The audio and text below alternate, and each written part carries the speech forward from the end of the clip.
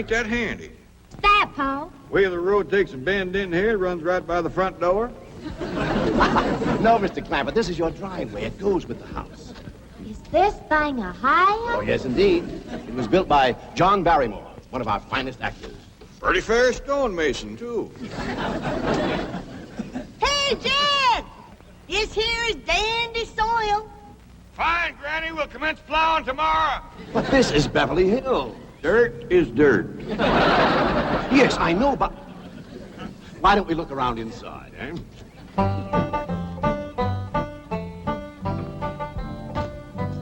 Well, here we are. I hope you're going to like this place I picked out for you. It may be a trifle larger than what you're used to, but I feel a man with $25 million in my bank should live in a manner that... Come in, this is your home.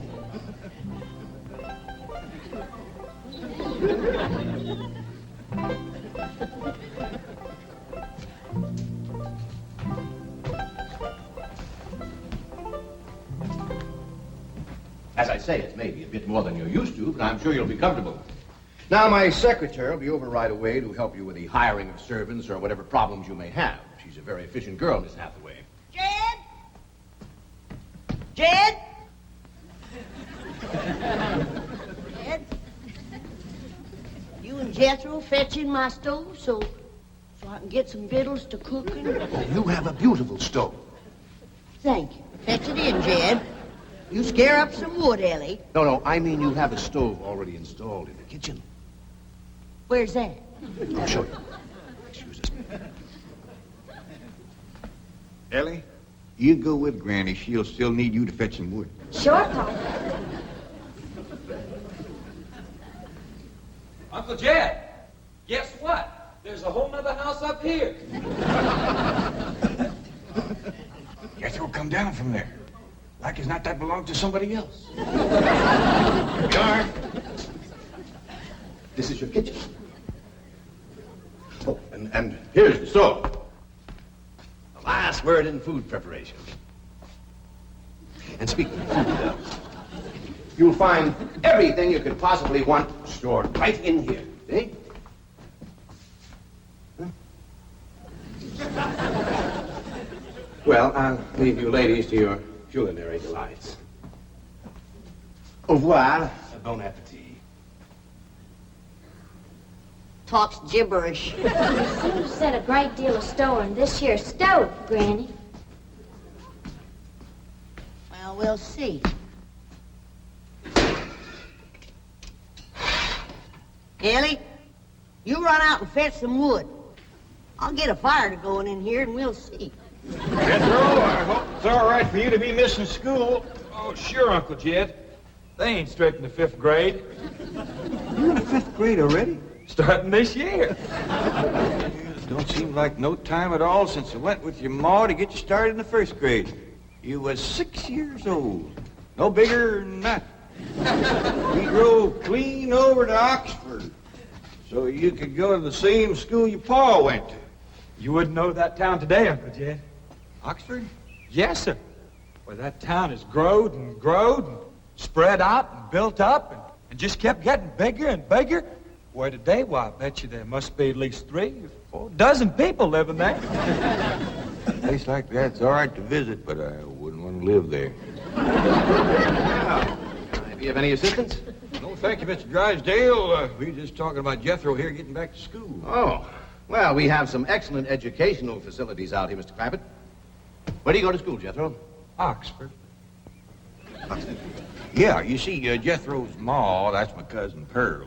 She married an Oxford man, so naturally Jethro, he goes to school there, too. I'm the champion crawdad eater. At Oxford? Jethro put away 3 buckets of crawdads. 4. And he's learned to cipher and everything. Cipher some for Mr. Drysdale.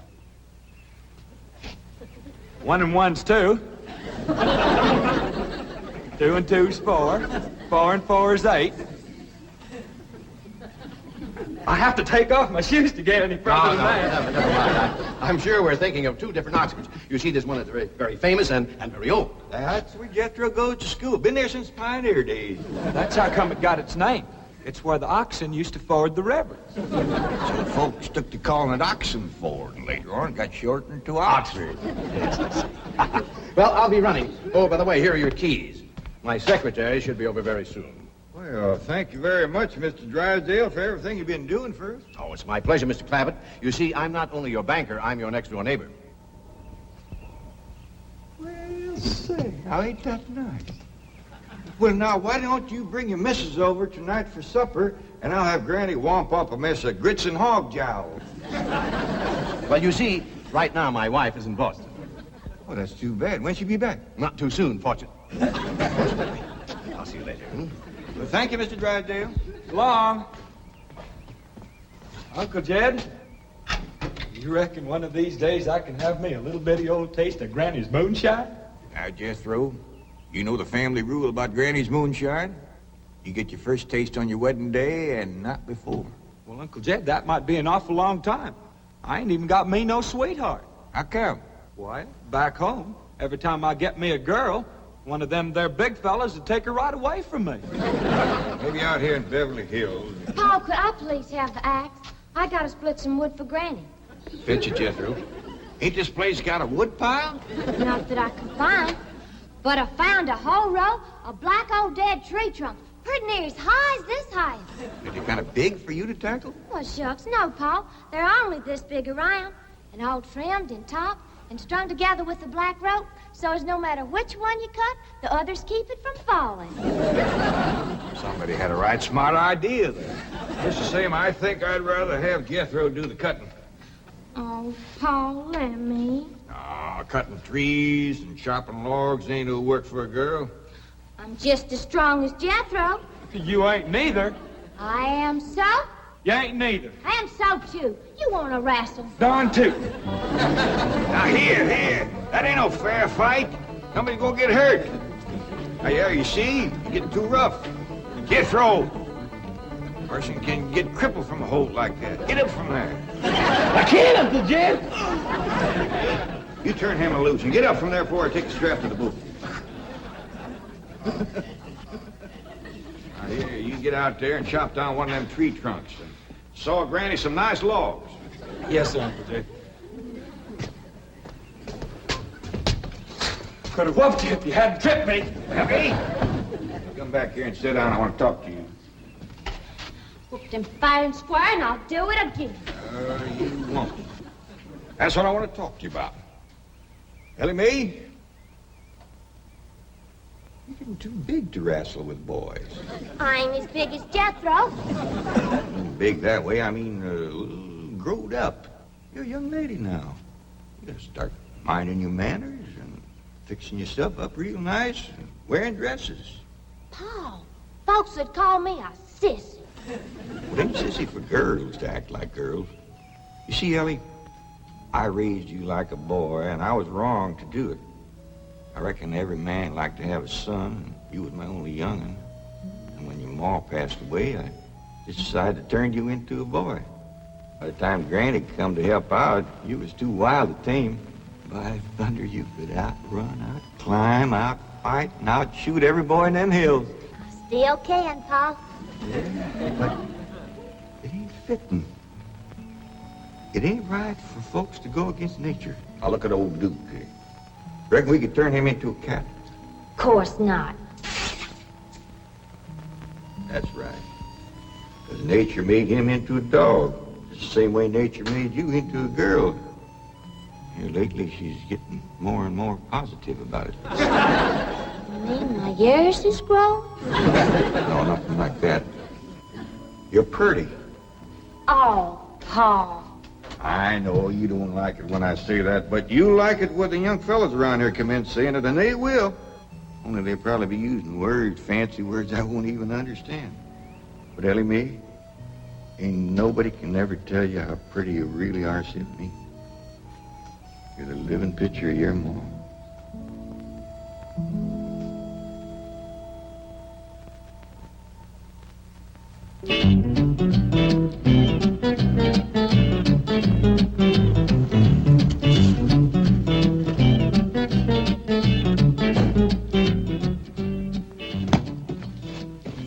You still here? I thought you were going up to the Clampett estate. I didn't think it prudent for us both to be absent simultaneously. In the event of crises... The only crises you have to worry about right now is keeping Mr. J.D. Clampett happy. Now get up there. Tell me, how did you like the flamingos?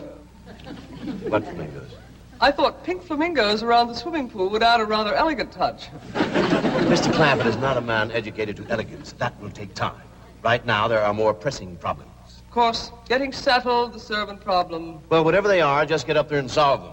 Now, J.D. Clampett is this bank's largest depositor, and I'm making his satisfaction your responsibility. I accept the mantle of responsibility with which you have cloaked my shoulders. And I shall so conduct myself that if this great financial institution shall last 1,000 years, people will still say, this was their finest hour. Handy wood, all right. Got a lot of pitch and tar in it. Ought to burn real good. Yeah. That flimsy grate holds up.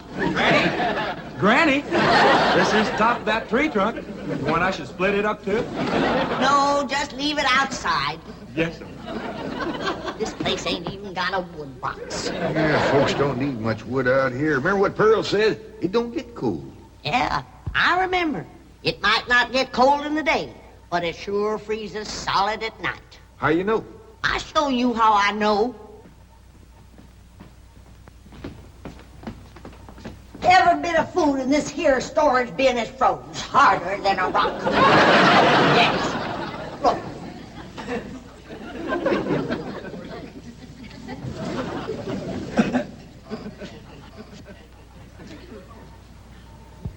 Mighty thin-skinned hog.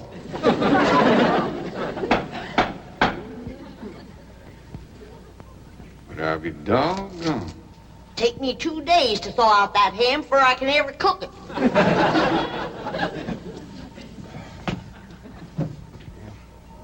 People ought to know better than store food up against the north wall.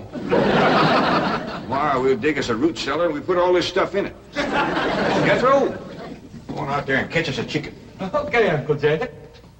How you know we got chickens? Place this size is bound to have chickens. They ain't all frozen.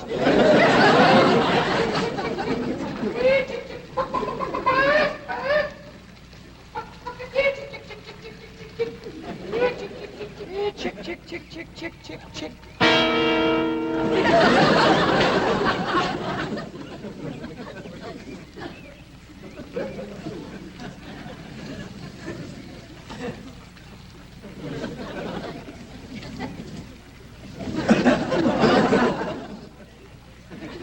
Are you a chicken?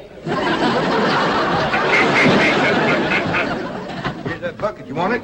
You take it, Ellie. See if you can find a creek. I gotta have some water. Oh, pump on this place? It ain't even got a well. Uncle Jed, Uncle Jed. Yeah, boy, did you find a chicken? I found something. I ain't sure if it's a chicken, a goose, a duck, or what. Where is it? I couldn't catch it. That thing can outrun a jackrabbit. There ain't no goose or duck.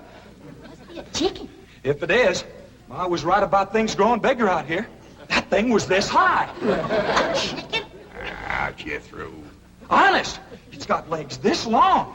Dibby's on the drumstick. Drumstick ain't much. Whoever gets that neck is eating from now on. Commences here and runs plumb up to here. You ain't forgot what I said about Granny's jug of liquor. I ain't been to Granny's jug. You have your in first. Honest, cross my heart. Where'd you see this chicken? Down by the cement pond. Cement pond.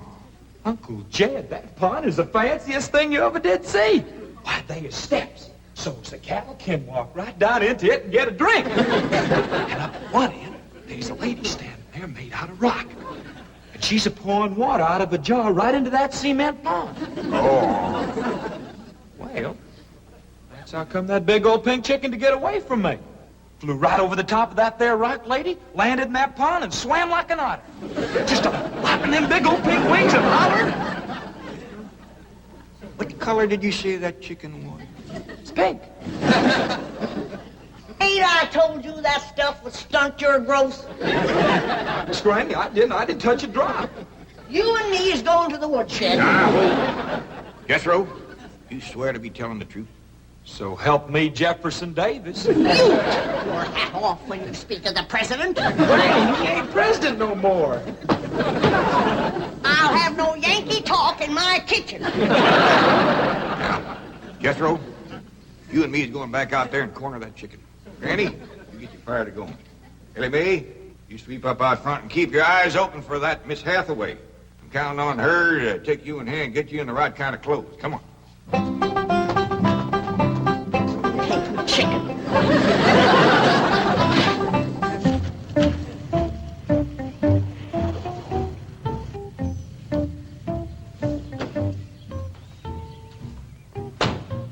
You there, young man.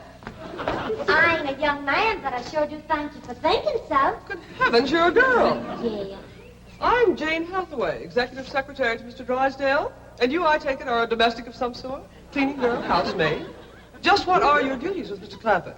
Well, he sent me out here to sweep up, but he said you'd take me in hand and get me in the right kind of clothes and everything. Indeed, I shall. We have a complete servant's wardrobe from chef to chauffeur. Come with me.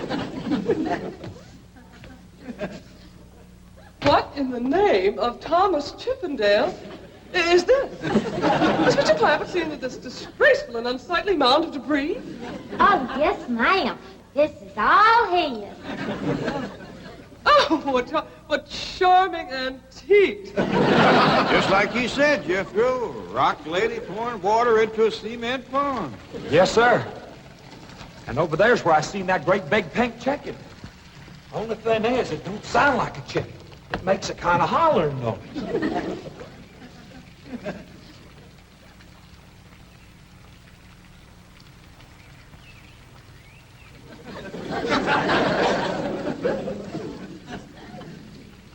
Reckon you'd make a hollering noise, too, if you was to lay egg like that. Man, oh, man. That's what I call an egg. And you won't have to worry about food now. Wait till she cooks this.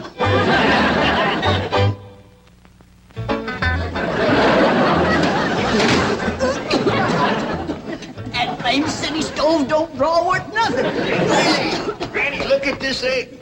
What's all the smoke? Stove don't work. Probably just a stuffed-up flue. Ain't got a flue, ain't even got a stovepipe. Well, I'll get the shovel and a hoe and rake it out of there. Here, you keep this egg.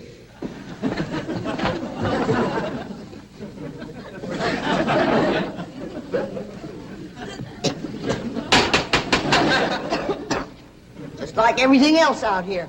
Froze solid.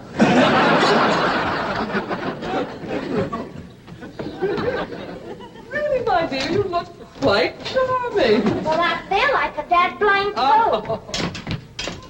Just a moment. Get something, I'll be right back.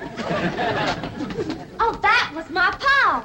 I take it he's a gardener. Oh, yes, ma'am. Pa just can't wait to commence gardening. Apparently. However, as though I admire his enthusiasm, I must forbid him access through the main entrance. Now, tell me about the rest of the staff. Is there a chauffeur? A what? Someone who does the driving. Oh, yes, ma'am. That's Jethro. Of course, I don't reckon he can stay around very long. He's got to get back to Oxford and go to school. Oxford? He attends Oxford University? Well, he just calls it school. Pa went to school there, too. Oh, yes. Old school time. Great pride, those Oxford men. Sorry I couldn't stop before. Granny was having trouble in the kitchen. Pa, do I have to wear this here stuff that Miss Hathaway... No, there can be no appeal from Mr. Clampett's orders. Thank you, ma'am. Glad to see you taking the firm hand. Ellie Mae, that's right pretty. Makes you look taller. She's got me walking on pegs. We'll run in and show Granny. And get rid of those old clothes, dear. Granny, I presume, is the cook. Yes, ma'am, but she ain't too happy about it right now. I shall deal with her directly. Now, let's see. Maid, gardener, cook, chauffeur. Oh, I understand Jethro is an Oxford man. You bet he is. I'm quite anxious to meet him. Don't blame you. Fine-looking young feller. Single, too. And he's on the lookout for a girl. I am only interested in the intellectual rapport which I would naturally have with an Oxford man. I presume you went to Eton as a boy. If I know Jethro, he went to Eton the minute he was born. Yes, of course. I suppose his father matriculated him. I kind of think maybe it was his ma. Oh, well, no matter. At any rate, he's an eating man. That he is. Matter of fact, Jethro won the eating championship. Oh, marvelous. What was he champion of? Eating. Yes, I know. But what was it? Cricket? Oh, no, it was crawdad.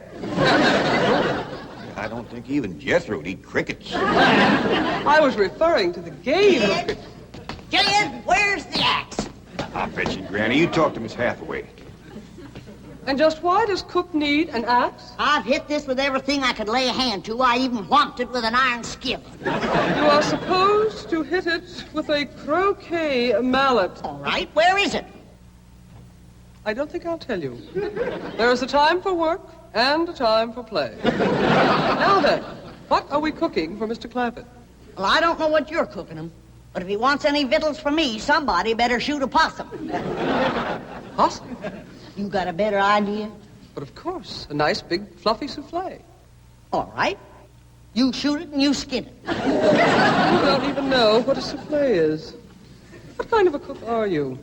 I'm a cook with a stove that don't draw, food that's froze solid, chickens that can't be caught, eggs that can't be broke, and a smart alecky city woman telling me my business. That's what kind of a cook I am. Mind your tongue, little woman. I can have your job. You sure can, and the sooner the better. Jethro's coming, and just wait till you see what he's got. Thank heaven. Now I can have an intelligent conversation. Look, Granny, I caught that big chicken. I hope it ain't as tough as its egg. That is a flamingo. Oh, no, ma'am. That's my nephew, Jethro. Jethro, say hello to Miss Hathaway. I didn't mind him. This the big dangest chicken you ever did see. You go to school at Oxford? Yes, ma'am. I'm in the 5th grade. Stop bragging and wring that chicken's neck. Ellie Mae! No, stop, you barbarians. Don't harm one feather of that beautiful bird. I've taken just about as much as I'm going to take from you. Yeah, Granny. Ellie, you get the fire going under the big kettle outdoors. Young lady, where is your maid's uniform? I ain't going away. Oh, yes, you are. No, I ain't. Oh, yes, you are, if I must subdue you forcefully. I wouldn't try that. Don't! Tried to tell you. Let me out. You trust me. I'll set on her, Ellie. You get the fire to going. Now, here, Granny. Come on, let her up. Get off of her. You are discharged. All of you. Sacked. Fired. I am the most incompetent, insubordinate, belligerent group of domestics it has ever been my misfortune. Hathaway! Ah, Chief. You're just in time to help me take disciplinary action. You're fired. I've already told them. Not them, you. These people are the Clampetts. Clampett? Yes, that's right. Now go back to the office and pick up your severance pay. You are through. Now, Mr. Drysdale, hold on a spell. I reckon there's been a kind of a misunderstanding. But this little lady's been a right big help to us. Why, she fit in just like one of the family. Matter of fact, her and me is going out hunting. Ain't that right, Miss Hathaway? Yes, indeed. Yeah. Jethro, you can take that pink chicken back out to the cement pond. We're going out and shoot us a nice, big, fluffy souffle.